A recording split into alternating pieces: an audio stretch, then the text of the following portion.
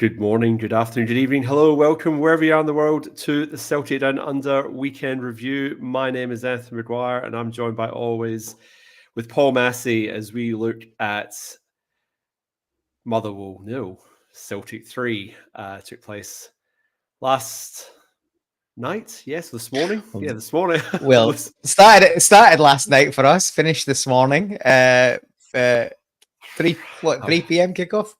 3 p.m. Energy Back in levels. Scotland, quite a nice kickoff on a Sunday, 3 p.m. But not so great in Western Australia. Energy levels flagging a little bit this afternoon. It has to be said. Well, my wife and I were like ships in the night because I was sitting up watching Celtic to 1 a.m. and then she was up at 3 a.m. to watch the Mexico Grand Prix. So we're sort of like, I was running sleeping and she's waking up, and it's just like, all for the love of sport. So, the things we do. But yeah, this is life. This is life as a Celtic supporter on the other side of the world. It is the Celtic Down Under podcast after all. Paul, how was your weekend, mate? What did you up to? Weekend was pretty good, pretty tame. Brother and his family are coming out in a little over 3 weeks tonight they arrive. So I left all these plans to kind of get things in order. So left it late. So I'm basically taking a few weeks off the beer because by the time they leave, we're early December. Silly season will be upon us. A couple of weeks on holiday while he's here. So just a 2 or 3 weeks of keeping it a bit more sensible. So yeah, it was nice. Spent some time with the wife and the dogs and just chilled out. And then a bit of a haphazard sleep pattern. Try to get an hour and a half skip beforehand. That went okay. Got up, watched the match. That went obviously pretty well. Go back to bed. Then one of the dogs was throwing up at like 4 a.m. Only been asleep for like 3 hours, not quite, and then dealt with that, and then back to sleep for another couple of hours, and then up again for work. So, yeah, I feel your pain. I was flagging a bit this afternoon as well, but second wind to chat through what in the end was a great result and a good performance. Sure was, Paul. I was feeling great till about 10:15, and then I just started feeling really tired. So then I was like, I'll just put my head down and just see if I can get a wee half an hour before the match. And then I set an alarm, and the alarm woke me up, so I did fall asleep. So I actually was reasonably fresh for the match. My stream cut out for 20 minutes again, so that's 2 weeks in a row it's done that, which is not ideal. But yeah, I had a few technical issues. So I missed the goal and I missed the penalty shout, but obviously I have caught up with those two major incidents, so I'm all across it. But like I said, it's just a bit frustrating, and that tends to wake you up because then you're a bit paranoid that you're missing the action. And thankfully, Twitter had the goal up within about a minute of it happening, so I wasn't completely in the dark as to what was going on between that and the group chat. For the Celtic Down Under boys, I was sort of across what was going on. So, but yes, I feel your pain, Paul, because like I said, I've got a big major milestone birthday coming up, so I'm trying to get the house finalized. So I've done that much DIY for the last month. It's weekends have not been overly enjoyable of late, but Celtic have, like I said, they definitely filled that gap on a Sunday night after another weekend of toil, as it were. So obviously a massive result over in Italy against Atalanta. You and I didn't see that one coming. I don't know, a lot of rational Celtic fans saw that coming based on how we went against Dortmund previously. But there definitely seemed to be a little bit more pragmatism in Brendan Rodgers' approach, and he even made the comment in his post-match saying, "Was that pragmatic enough for you?" It just shows that A, he can set a team up a little bit more defensively, and B, the players, if they're on their game and they're all on their game, then a result in Europe is possible. So I think as much as Dortmund, we were wide open. I think the players themselves didn't quite adapt to the situation either. So I think there was definitely a bit of adaptation, which was good. And like I said, to get that point and to have 4 points after 3 games, I think most Celtic fans would have bitten your hand off for that, given the start of the Champions League fixture campaign. So I suppose the flip side to that is coming into the Fir Park game, we actually had 2 draws. So we obviously drew against Aberdeen, who are our closest rivals at the moment, and they were also top of the league going into the fixture against Motherwell. They had beat Dundee United late on to go top. So obviously we had to respond. But second to that, it's been 2 draws. So, it's important to get back to winning ways. And obviously on the back of a massive result like that away from home in Europe, there's always that danger of a lack of energy levels and, just things not clicking. So, Paul, I'll get you a take on how you sort of saw the game during the week and leading into the Fir Park game. I guess the other thing to mention is obviously the changes. Brendan Rodgers made 4 changes to freshen up the team against Motherwell. The biggest omission was obviously Cal McGregor, who didn't even make the bench due to an adductor injury. So they didn't want to take. We used to call it a groin strain, didn't we? But yeah. Adductor injury these days. I was going to test Richard on his anatomy if he was on tonight. So, but yeah, so see if Anyway, so there's that, and then obviously other changes to freshen up. Kyogo back leading the line. We had James Forreston instead of Nicholas Kuhn. And the other major change was Luke McCowan making his first start for Celtic and in place of Arnie Engels. And there's been a bit of clamour and a bit of call for him to get some starts, particularly in some of the Scottish games on the back of European games, because he's off the bench performances have seemingly warranted that. And, obviously we had that whole thing around whether it was David Turnbull syndrome coming on against tired players. But like I said, he obviously was the star man in the first half, as it turned out. But I've talked enough. Paul, how did you sort of see our week in Europe and leading into the Motherwell match? A big, another 3-pointer. And another thing, notoriously a venue that we struggle to get a clear result in. So, in the past, it's required last gasp winners, and it's not been an easy venue for us to get an easy 3 points or, a nice day at the office. But as it turned out, that is what we ended up getting in the end. Yeah, absolutely. I think pleasant surprise in the week. Atalanta are a very good side. I don't think they had their best night, but we've got to take a fair amount of credit for how we dealt with the pressure, how we set up, obviously compact, forced them wide. I think they had a tactic to throw crosses into the box because I think there was 40 odd or something across 46 crosses across the game.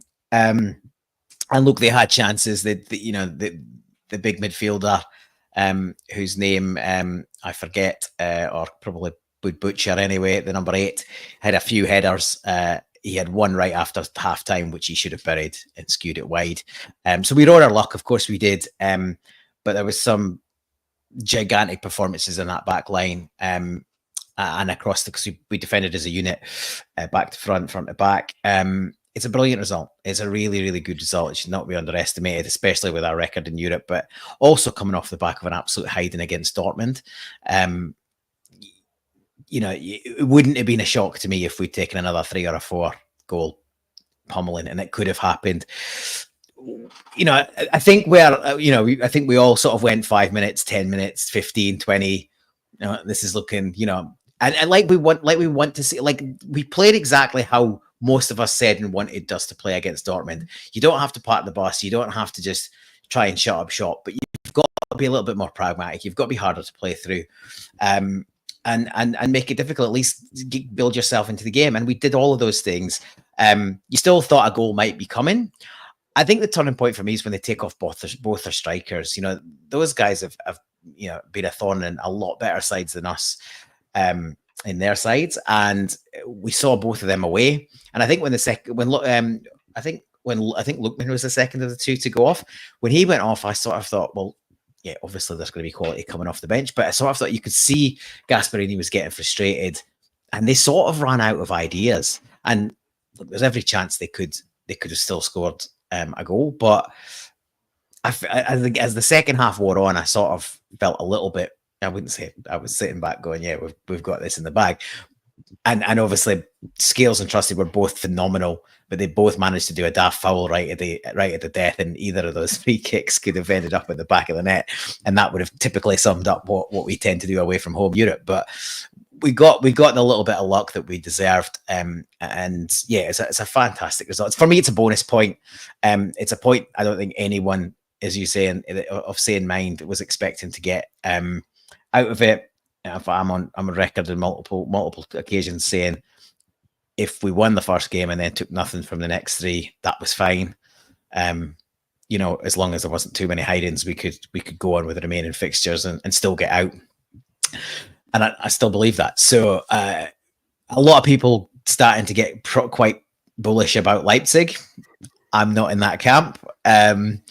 Look, it's absolutely possible we can get a result, but I haven't checked the result from the weekend. But prior to the weekend, they were joint top with Bayern, just goal difference keeping them in second place. We're five places above Dortmund, so they're not a dud outfit. And I think we have to be careful about being too gung-ho at home against them. But there's the opportunity. I expect us not. I don't expect us to take points from that game, but I expect us to be competitive. We might get a draw. We might even sneak a win. But to me, any points like that's another. They're more bonus points. The big one for me is Bruges at home. We've got to try and impose ourselves on that game and win that match. And then you're away to Zagreb. Anything out of that game's about, not a bonus, but you want to take something from that game. And then you've got Young Boys at home, and you expect to win that match. And Aston Villa could be a dead rubber as far as we could both be through by that point. So who knows? But yeah, fantastic week in Europe.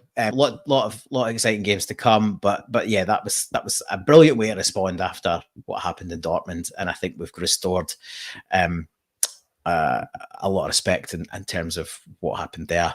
Coming into this game, I expected changes. I thought it was quite difficult to pick which changes. McCowan was a pretty obvious one. I think we all expected him to start. Beyond that, the guys that played the majority of the 90 minutes or more on Wednesday, any of those could have been rested because they got through a power of work.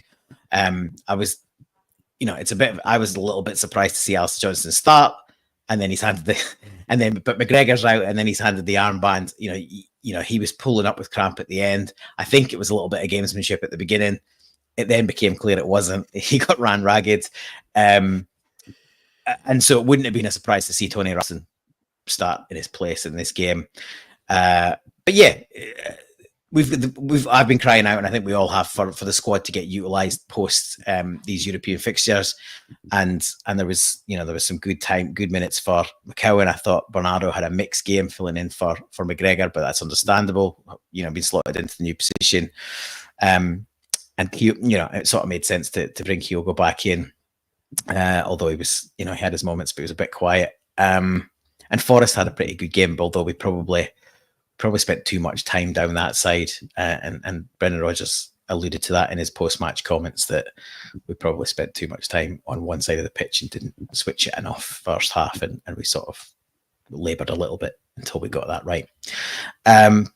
But yeah, happy to see a mix of changes, and then more from the bench later, and yeah, a good day at the office, as you say.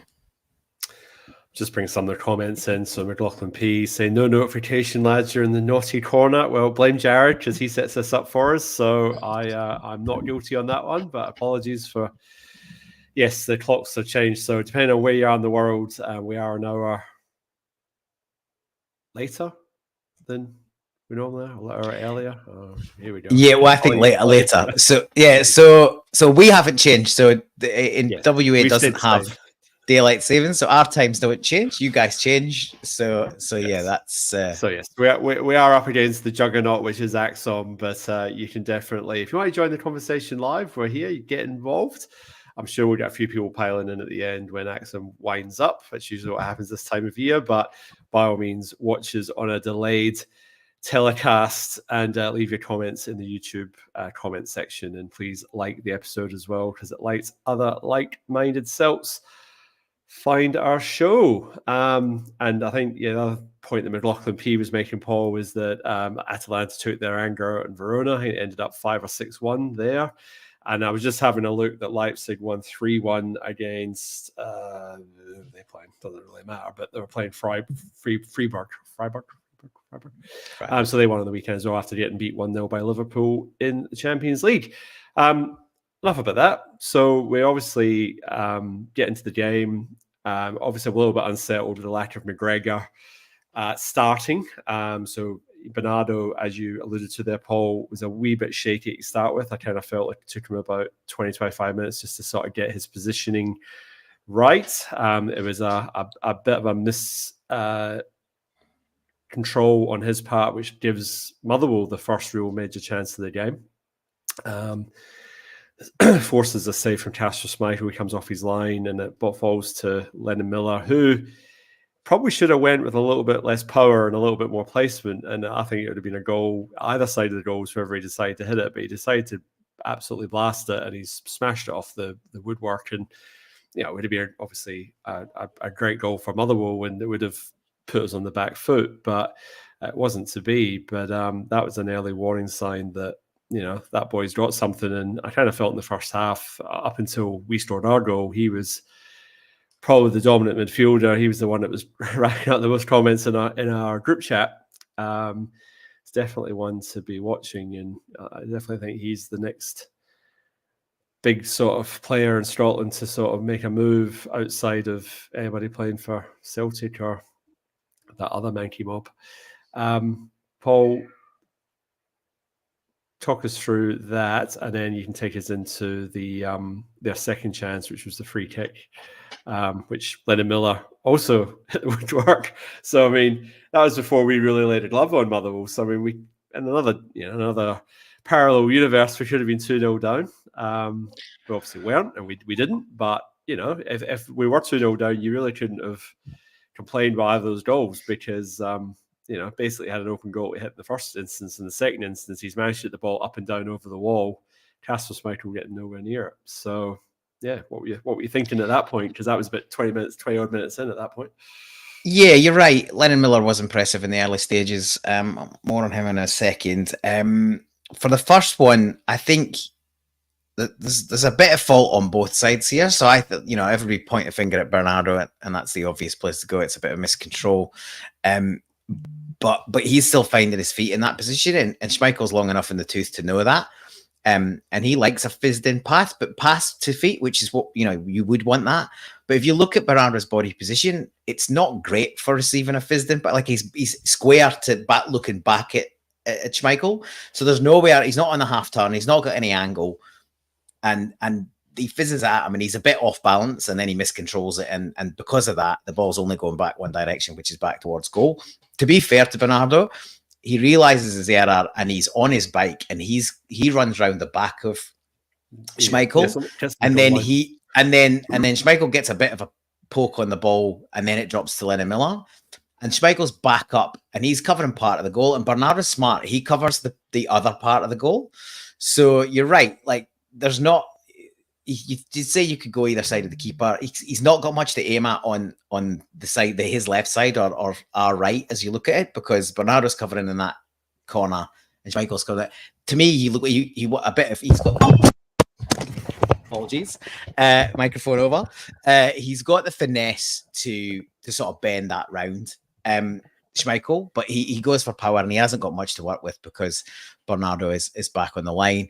He hits the post, it's a decent strike, and then shortly after he gets free kick, and it's pretty close in, and he managed to get up and down.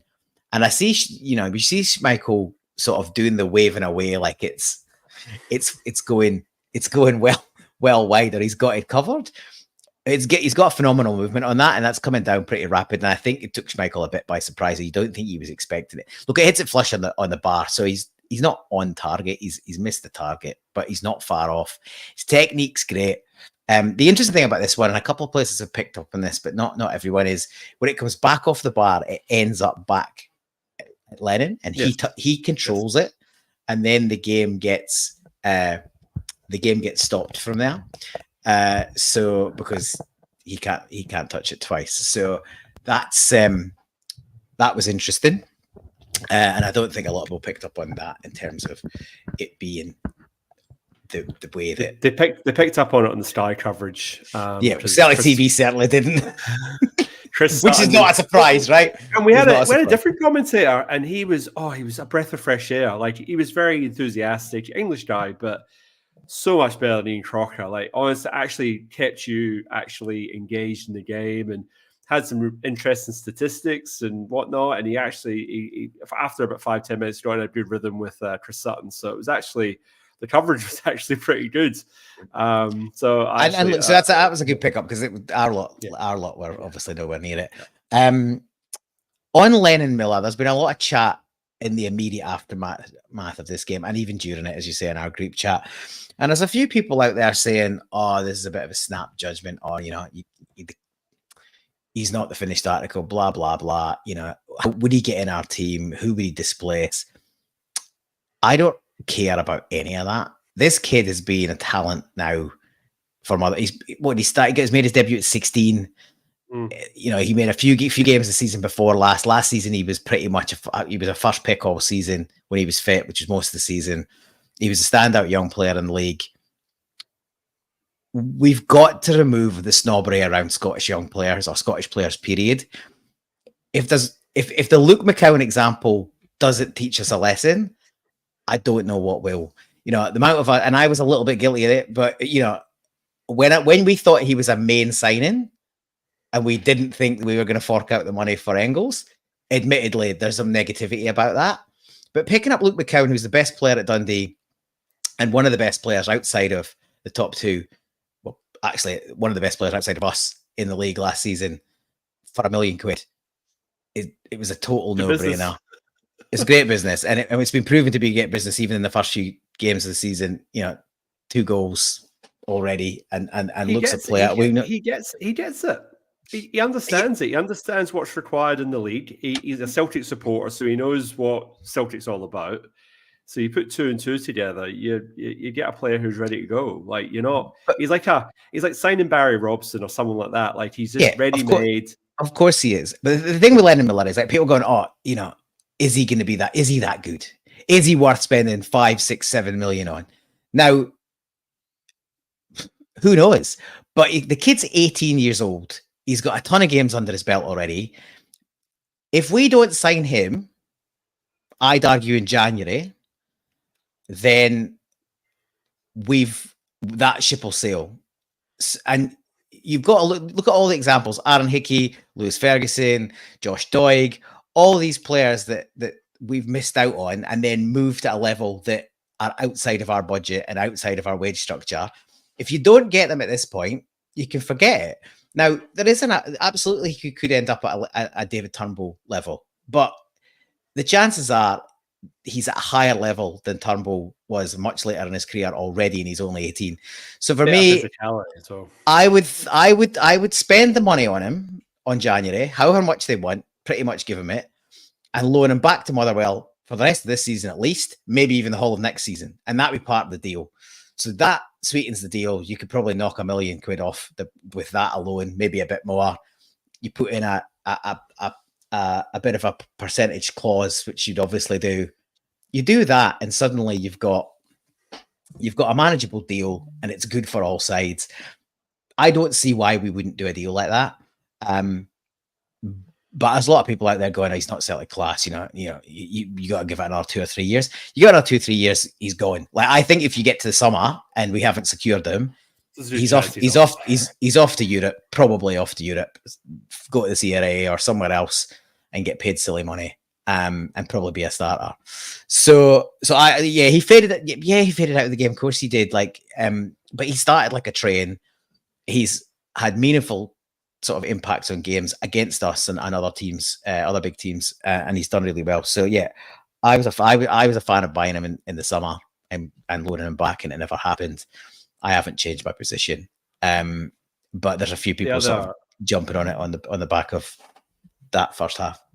The other interesting thing is that, he tore as a new arsehole last year as well when we played against him. Like, he was the driving force that made that victory at Fir Park. They ran out of legs, but he was the main reason why we didn't get much of a look in early doors in that game. And like I said, early doors in this game, I mean, he could, like I said, could have been 2 goals up and it'd have been on the back of him, but it didn't happen, but it could have happened. Another thing I just wanted to point out that Stuart Kettlewell hasn't playing in a higher position. So he's playing more as a number 10, which he wasn't playing last season. So he's actually learning to play a slightly different position as well, which is, again, this is an aside, and we're a Celtic podcast, but we're just sort of spitballing and sort of saying, well, look, we think that that's a player who could definitely add to the squad. And like I said, he's not saying one for the future, but he's quite, I think he's quite developed. And again, because he's played so many games at such a young age, you can accelerate his development because of that. So like you potential winner,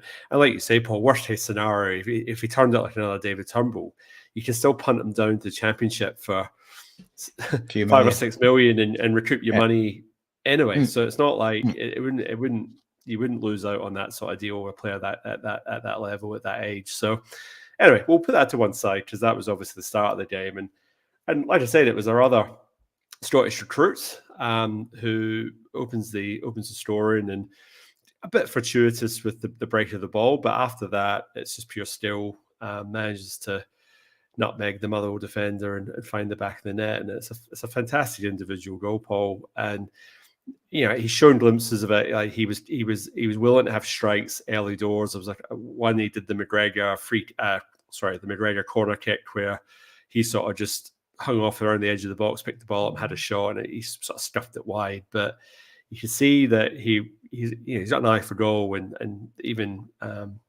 Brendan Rodgers in his pre-match was saying that we can see what he does at training. We know he's got goals in his game, and and he's been rewarded for consistent performances off the bench. He's got his start, and to get his goal, I mean, it does change the game. Like from that minute on, I kind of feel that we just hit our stride, and the fluency and the passing gets better. And admittedly, it gets better into the second half. But it just from that point on, you just kind of felt we weren't going to get beaten. That was the goal, just to break the deadlock and open it up. And like you say, it was a nice piece of individual skill to do it. Yeah, I think for me it was we were, and I know Brendan Rodgers said after the game that we didn't move the ball side to side often enough, and we didn't move it quick enough. And he's spot on, because in the run up to that period of play, there was a bit of that, the dreaded horseshoe was back for a bit. Just the slow, 2, 3, 4 passes side to side going nowhere. And it was Alex Fry who broke out of that mold, and he decided to take take a stride or few too forward and actually look to move the ball progressively. And he sort of ran in field and then pushed it through to McCowan, who, as you say, tried to knock it around the defender and collect it. He was planning to do that, but then obviously it broke back into his stride, and then from there he's composed and he slots it, and he gets, I guess, you could say it's skill or a bit of luck that he plants it right between the defender's legs. But once he's done that, the goalkeeper's partially sighted and it's right in the corner. It's a really tidy finish, and as you say, he McCowan's got that about him, that he's keen to pull the trigger, and he's we've seen a bit more of that this season. McGregor's had a few goals from outside the box. We've been happy to shoot on sight a little bit more, which didn't seem to be the directive last season. In previous Rodgers' season, we sort of wanted to kind of almost walk the ball in the net. So yeah, he's had a flying start to his Celtic career. He thoroughly deserved his start. His all-round performance was good. He got stuck in. He's neat and tidy. He looks after the ball, and he's positive. And yeah, you're absolutely spot on. It turned the game at that point. It took, you mentioned it about Bernardo, took 20, 25 minutes to find his feet. The whole team did. And that goal gave them the confidence and really set us on our way. 27 minutes in, and really from there, we don't look back. I can't really remember them having a meaningful opportunity afterwards. And then from there, it was just a case of when was the next one coming. And it should have probably come from the penalty spot. It's a penalty for me, Paul. I missed this bit live and obviously caught up with it at halftime when I managed to get my stream back up and running. So they went through the major incidents. So that was obviously one of the big talking points, other than the goal and Lennon Miller's missed chances. But yeah, Paul, I don't know what the VAR's looking at there, because obviously it's not a goal, because Maeda has slid, the ball's hit his hand, it's gone in the back of the net. So obviously you can't award a goal based on that, just a handball. There's no one here arguing it should be a goal, but you've got to look at the contact from Stephen O'Donnell prior to that. And Neil Lennon hit the nail on the head. He says, if Maeda wasn't fouled, do you really think he's fallen over when he's in on goal and all he has to do is basically side foot it in the back of the net? He's gone down because he's been barged over and knocked over, and it's a penalty kick. You had Faddy, no, it's no, benefit of the doubt, blah, blah, blah. Motherwell hat on, was it? Motherwell hat was on. It was well and sure the staff was on his neck.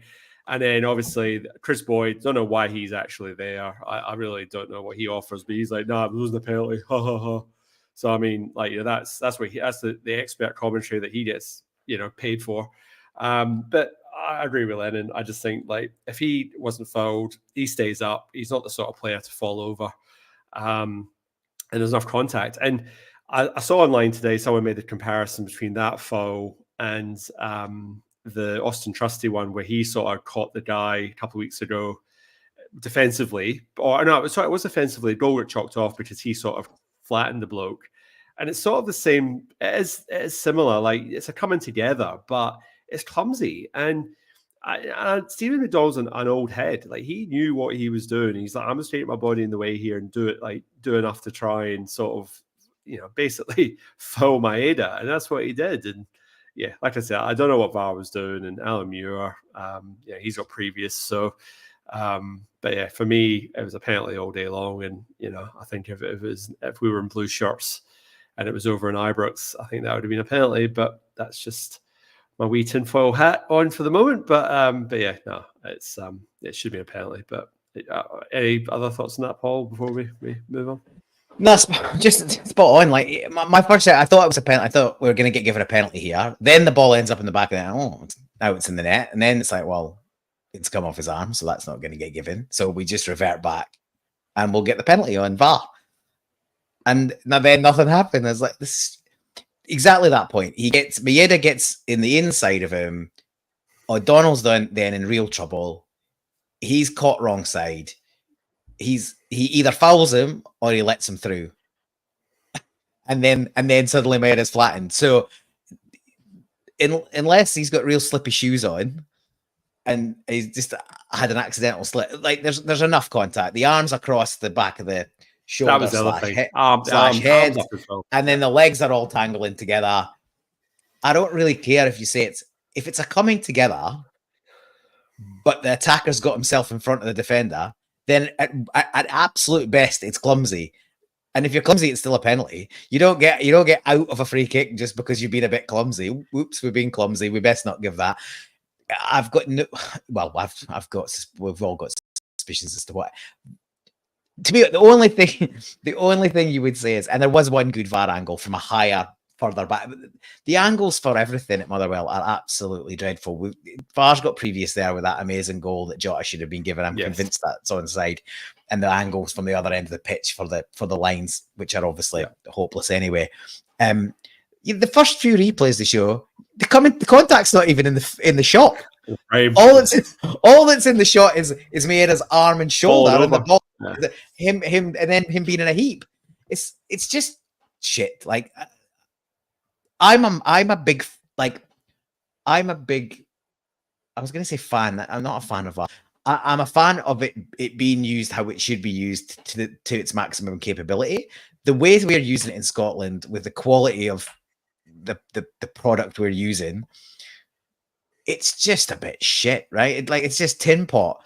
The lines are all over the shop. The footage that we've got to use isn't good enough. Yeah. And I don't think, I don't want to go backwards and scrap it. And then the people with using it they're idiots as well. But we need to get better at the footage, because there's a clear shot from behind, high up. You can see the contact coming across him, and it's pretty much a foul. It's Well, easily a. To fast forward, Paul, I mean, the angle that the referee was showing for the Ida tackle that led to the red card wasn't a great angle either. I'm watching that back 10 times going, surely there's a better angle of that tackle than the one they're showing the referee, because he took a while to give that red card.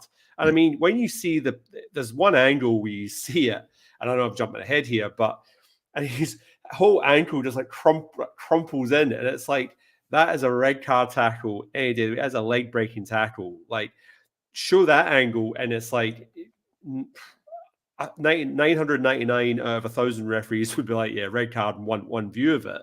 But the camera angle they were showing the referee, David Dickinson, was like, I mean, why would you go with that angle? Like, are you trying not to like make it a red card? Like, you start thinking, then you start getting all like, oh, is there an agenda? What's going on? Because the one angle I saw in Sky, I was like, geez, because the first time I saw it, I went, oh, that's a nasty tackle. But then when you saw that first replay, I was like, that is a red card. Like, that is shocking.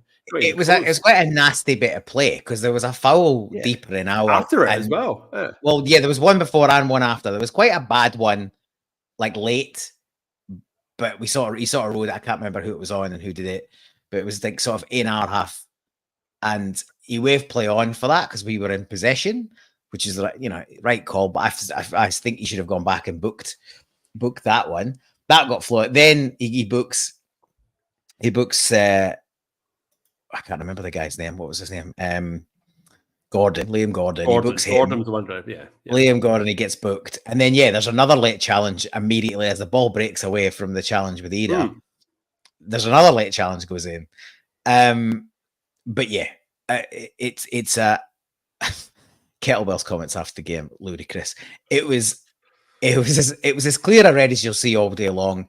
And actually, Stuart Kettlewell's I think he's a bit naughty in terms of how he's approached that. He said anything like, and there's a point here which he's trying to leverage, but it's not valid in this case, which is when you see a still, anything looks really bad. Well, that you can show stills that look bad, and they're not as bad as at full pace. I don't care whether you show a still of this or at full pace. It's a shocker. When to your earlier point, when your friend Chris Boyd is saying it's a shocking tackle, it's a red all day long, and he's talking about what happened to a Celtic player, there's no room for any doubt. It was, and then to say it was just, he just tried to get his toe ender in to nick it away. He wasn't even close to the ball. Wasn't even close to the ball. The ball was off the ground. He's off the ground. He's at force. His legs straight. His studs are up. He clatters him through the ankle. And I think there was a bit. Rogers did him a favor and said he didn't think there was any malice in it and didn't think. Well, there's a possibility that Kettlewell hadn't seen it on TV, but he's got an obligation to check that before he comes out and talks absolute nonsense. If he's going to come away with that sort of rubbish, then yeah, you got to have a look at it. You can't just judge it on what you've seen live. But yeah, Rogers did the player a favor and said he didn't think he tried to do him. I think he did. There was a bit of aggression and frustration in that. Frustration. He was just pissed and off. he threw. He pissed off. He threw himself in. Yeah, maybe he doesn't want to injure him, but he wants to get him. Like, he's happy to take. Like, doesn't care whether he gets the ball or the man. We've played the game at a really shit level. We've all been in positions like that. You get frustrated, you fuck it, and you throw yourself at the tackle, and that's what he did. So yeah, the defense of it was a nonsense. And yeah, right decision in the end. But yeah, Kettlewell's a bit of an idiot in terms of he's trying to defend that. He also downplayed our opening goal and said, "Oh, it was very fortuitous." Well, not really. There's a mild break, but he's done. We were starting to become very much on top by that point. So yeah, we have jumped ahead. We should probably get to halftime. 1-0. So 1-0 at halftime. Brendan Rodgers, obviously, you made the comments already, Paul, talking about moving the ball quicker, especially those switch plays, especially when you're playing with that back five and then the four, and quite sort of wedged in. Motherwell were actually the first to make some substitutions. So I'm going to stuff this up now. I was laughing at Chris Sutton trying to pronounce his name last night. So Stamamatopoulos. It's a tough one. Easy for you to say. Newcastle Jets. So one of the big scorers in the A-League last season. Got his move to Scotland of all places. I actually thought he put a shift in. There's a couple of times where he did link up, and it's one of those thankless tasks where you're just expected just to run around and do a lot of work. But so he came off at 65 minutes, and they brought on Tony Watt. Andy Halliday came off as well. So they sort of were the first to make their changes. And then 3 minutes later, we make a double change. So the welcome sight of the fridge, Cameron Carter-Vickers coming back in place of Alex Valle, who I actually thought had a really good game.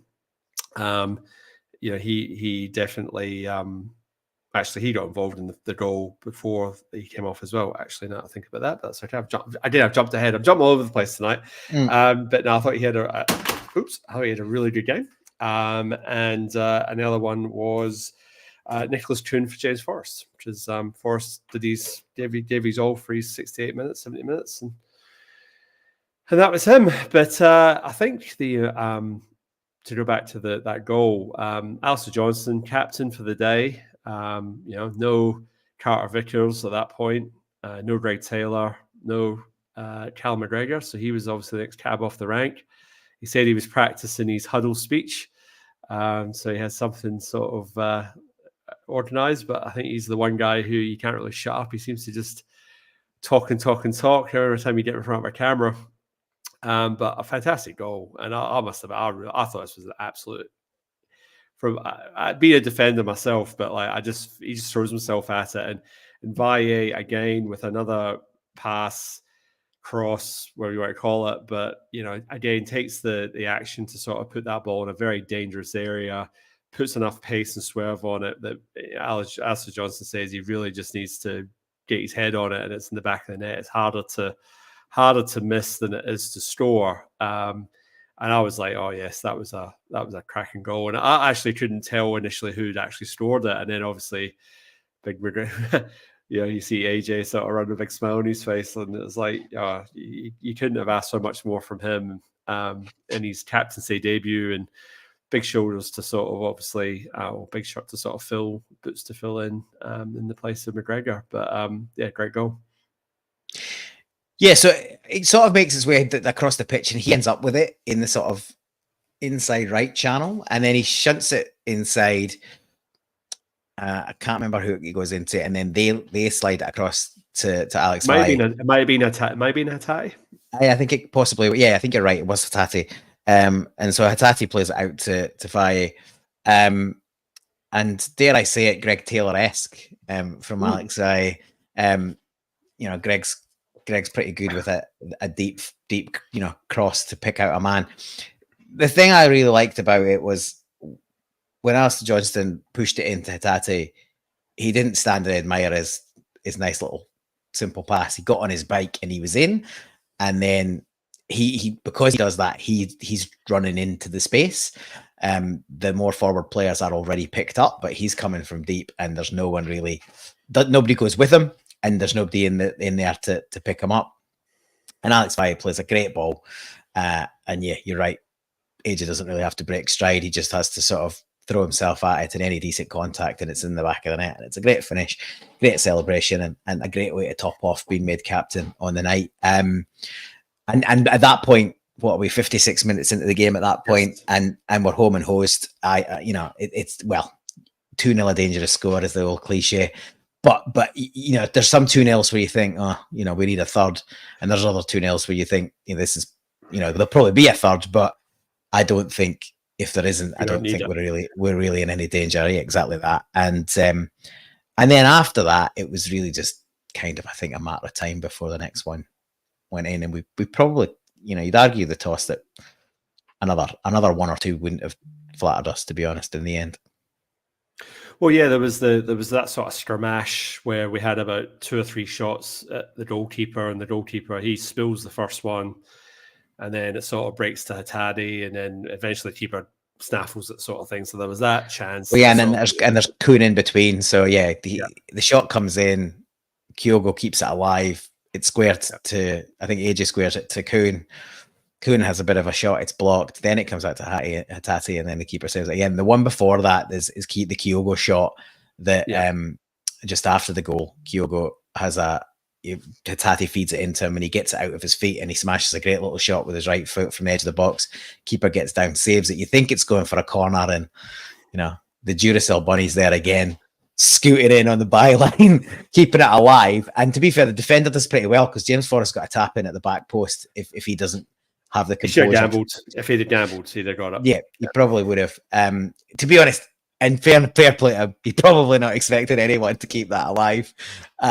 But he's played long enough with Dyson Maeda to know that there's a chance that could happen. But so yeah, there's the 3 or 4 there, or 2 or 3 there that you could have got something on another day. But yeah, I think all the thing I liked is the players that you would say weren't typical starters all played well. The guys coming off the bench, most of them put in a good performance. Some of them it was little cameos. Some of them actually were meaningful performances. Palmer, after I thought he had a really nice cameo. He worked in midweek. He worked his arse off. He really looked like he wanted to get back in the jersey. And last midweek, on Thursday, I was saying that I couldn't believe the words were coming out of my mouth, but I wanted to see him get some more minutes, probably from the bench, and he got a few. Like he did, I thought it would be nice to see him get a bit more. But then he sort of reverted back to a bit of the things that we aren't as great about him. He tried to be a bit too cute with the chance. He's won what I think is a pretty good chance. If he's got the ability and the striking prowess to go across the keeper and towards the top corner on the other side, or look to bend it in at the far post. But he tries to get smart and just take the keeper. Look, if it works and it goes in, it's a great goal and you're praising him. But you just want players to play the percentages to some degree, and he's it's a bit too cute, and it's a bit dare I say he's a bit like that. His decision making can be a bit off. So that was a half decent chance, and then ultimately we get the third, which is a pretty classic Celtic goal in recent years. Yes, that's our MO, but tidy finish from Adam Ida and a really good run from Nicholas Kuhn. And I think that's the thing that we like to see, is that getting to the byline and cutting it back, because he has that tendency to cut inside a lot. But he took the defender on a bit of a run to the byline and got his cross in. And Adam Ida, that's kind of textbook for him, is that sort of tidy sort of side foot finish. And yeah, it gets across his man. I think the thing with Nicholas Kuhn is I don't really mind whether he comes inside or goes outside, but he has to commit 100% to it when he does it. I feel like sometimes both directions, half-hearted. It's a little bit like, oh, should I have done this or should I have done the other thing? Like, I think it's just his mindset and decision making. I think he's overthinking a lot of stuff. Like if you're playing just intuitively, you just go and you do it. And I think he's still maybe overthinking stuff. And so he's clearly got ability. He's got pace. And he's had a phenomenal start to the season. That's another assist. I think he's about, 8, 9 assists, something like that. Or double figures between goals and assists. He's, goal contributions is probably double figures for the season already. We've only played 9 games or whatever it is in the league and a few other games. So he's had a phenomenal start. And it was where he's at his most dangerous, getting to the byline, putting the defender under pressure. He's either got to commit himself or stand off. He stands off. And it's a great ball in. And Ida's done that thing where we've seen him do a lot already. In fact, not dissimilar to a goal he scored at Motherwell last season in that game where we were coming late in the game and he just gets across his man and it's just a clean side foot into the goal. I think that's his 5th goal of the season for Adam Ida, all off the bench. I think he'll probably be a bit he'll be happy with the goals. He'll be a bit disappointed that when he started games he hasn't got on the score sheet. But I think that the manager will be happy that he's contributing. And there will be, like the other night, I think, there's a mix. There seems to be a mixed reception to Adam Ida's performance and the decision to go with him. I absolutely see why Rodgers went with it. And I think certainly early on, Atalanta didn't really deal with that well. I don't think they were expecting it, so they were probably not set up for it. and he was dropping into the center circle, and he wasn't trying to. Later in the game, when he tried to hold the ball up, it bounced off him and stuff like that. But early in the game, he wasn't being asked to do that. He was asking to basically be a wall and just deflect and turn one touches into midfielders running towards him and off him. And I thought for the first 15, 20 minutes that worked really well. And then they got to grips with it. And they've got some really good defenders, and they were giving him a bit of a torrid time. And he's still a young guy, and he's not the finished article. But I thought he allowed, like, between that and Kasper Schmeichel's distribution, it allowed us to just cut out their press and get the ball up and get out and relieve the pressure a bit. And I think it's a tactic we'll probably use against other teams that will try to get on top of us and particularly away from home.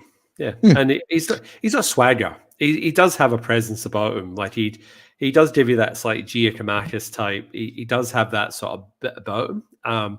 I think as a centre forward, you need that. And I think from a physicality point of view, if you know you're going to be under the cosh a bit and defending set pieces and corners and the like, then his extra height and ability in the air is, that's good from a defensive point of view. So I think he'll absolutely get minutes and starts. And Kyogo, I think Kyogo's looked good this season, but he's not really hit his stride yet. So between the two of them, neither of them are really firing on all cylinders. They're both in amongst the goals, and there's goals coming from all over the pitch. So at some point they will catch fire, and that's that's pretty optimistic. That's to say that neither of them have really caught fire yet, and we've dropped 2 points all season. We've scored a hatful of goals.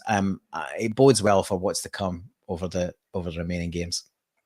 Yeah, we've had one draw in the league, and we've lost one game in the Champions League. I mean, that's not bad going, and I mean, our pre-season was flawless as well. So we're in a good place. It's just, but like you say, we're not. You kind of feel like there's more to give. Like there's certain players who've probably still got more to show, and that's a great position to be in.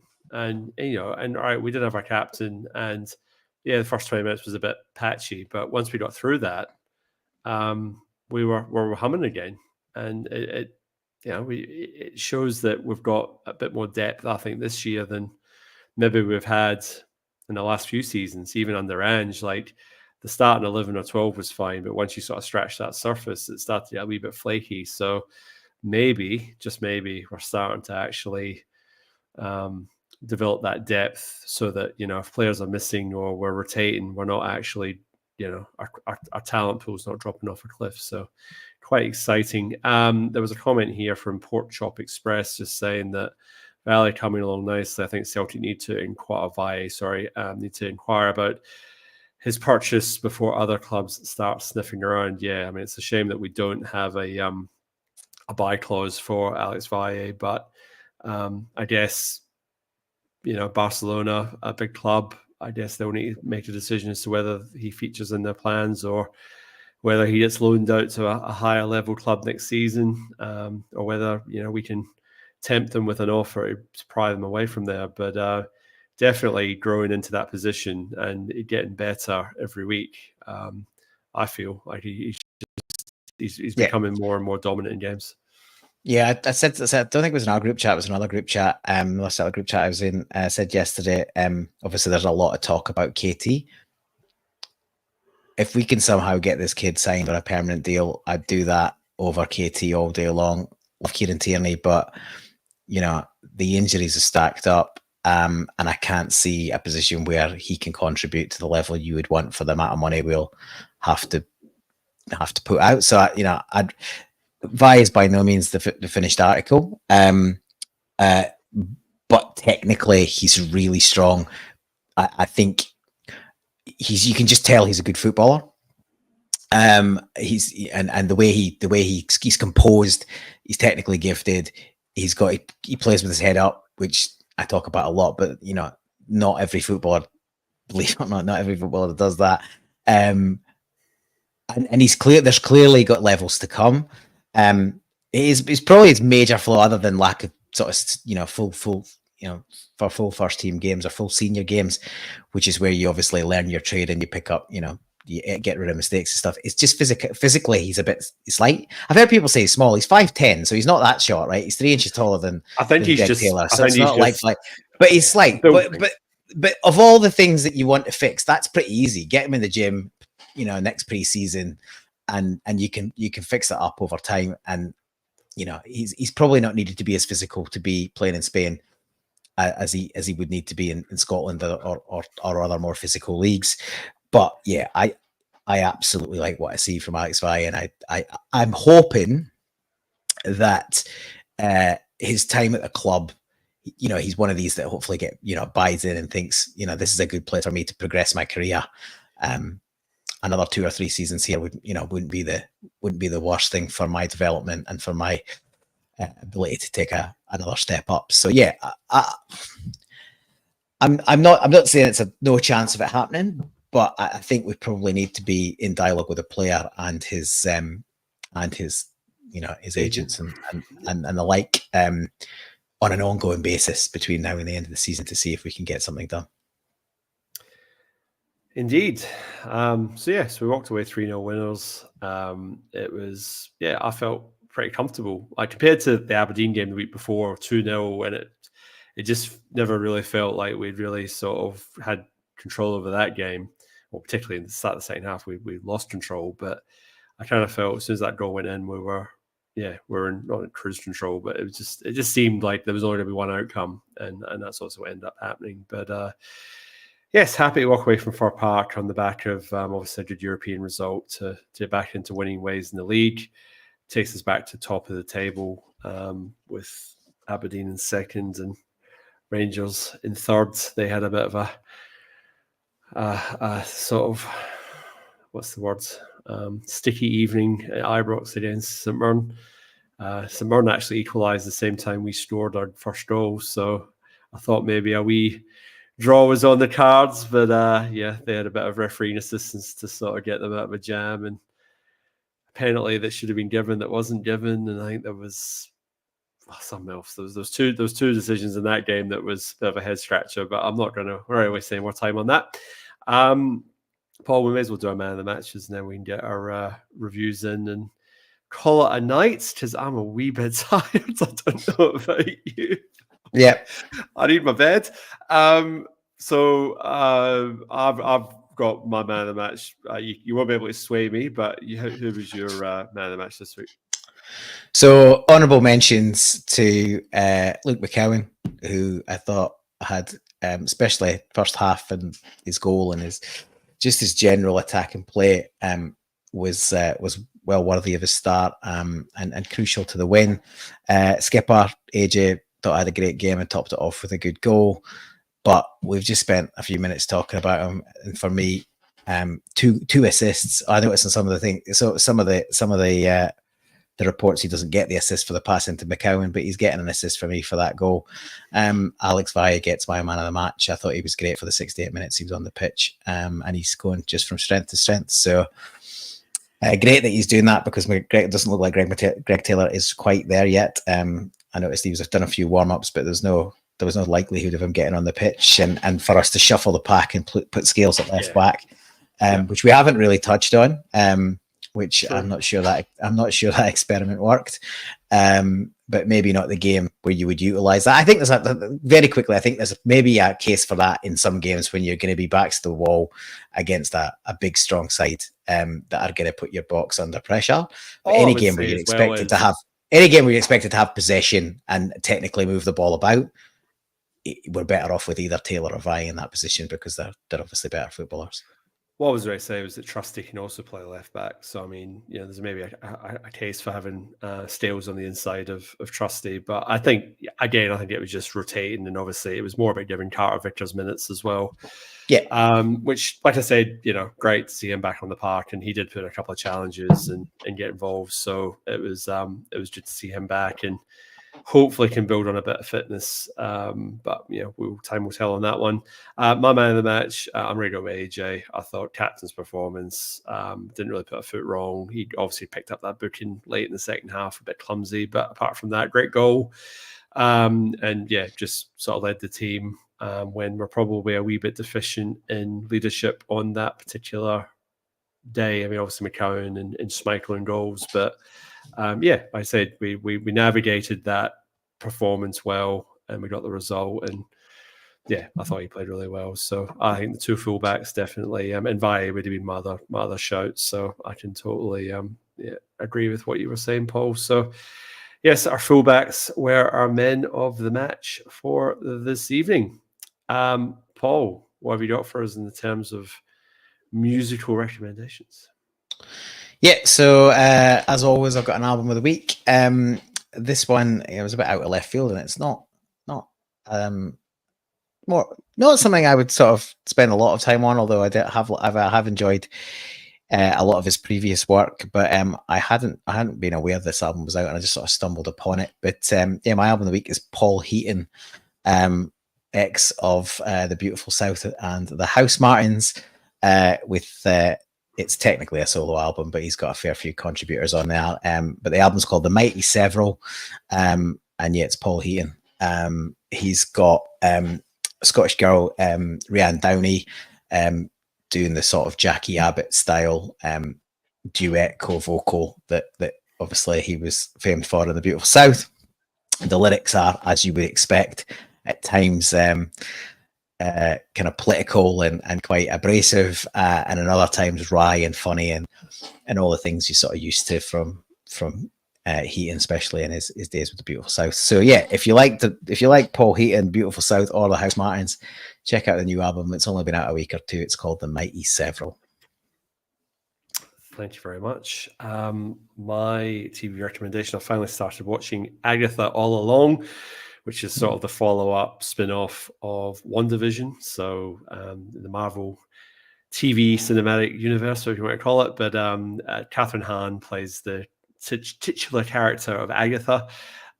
She's brilliant. I really like.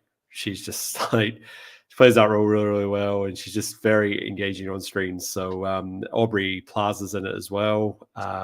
So she's great as well, and Joe Locke, who's in Heartbreaker, whatever it's on Netflix. I think. Heartstopper, yeah, he's in it as well, and he's very good. So now, if you're sort of into your Marvel, it's a little bit of a spin-off, so it's not like your superheroes. It's all about witches and magic and stuff like that. But it's pretty witty and pretty like fat, quick sort of witty banter and whatnot. So worth a watch if you're looking for something a little bit easier to digest, and you don't really have to be totally on top of your whole MCU to figure out what's going on either. So that's the other thing. Have you finished it? No, I've only 3 episodes in. So yeah, I think we're about the same, 3 or 4 episodes in, I think. So I sort of got a bit of a binge start on it just to get into it. But yeah, I think the season finale is this weekend or next weekend, so it's coming up. So I think it's for Halloween, so I think that they timed it so that it would come up for that. So that would make sense. Anyway, so fantastic, guys. I think we ended up with about 15, 20 people online at the same time. So thank you very much for getting involved in the chat. It's been great to have you on board. We're still in the transition phase from this StreamYard basic to our new platform. So Jared is sorting something out for us. So hopefully not too far away before we can unveil that. So bear with us while we're doing that. We'll be back again next week after Celtic takes on, I looked this up as well, it's Aberdeen in the Cup, that's right. So we're at Hampden for the League Cup semi-final. That will be a challenging match. A challenging kick-off time as well. Half 5, I think it is there. So 1:30 with us. Yeah, 1:30 for us in the morning. So that'll be that's another little bit of sleep and then back up and then more sleep. At least it's a Saturday, so you got Sunday to lie in. And we do have Dundee during the week in the league as well. So we do, yeah. We're sort of two games this week. So we'll be back, like I said, obviously reviewing that League Cup performance. But obviously we'll touch on that midweek game against Dundee as well. Thank you very much for joining us. And Paul, as per usual, mate, all that's left to say is hail, hail. Hail, hail.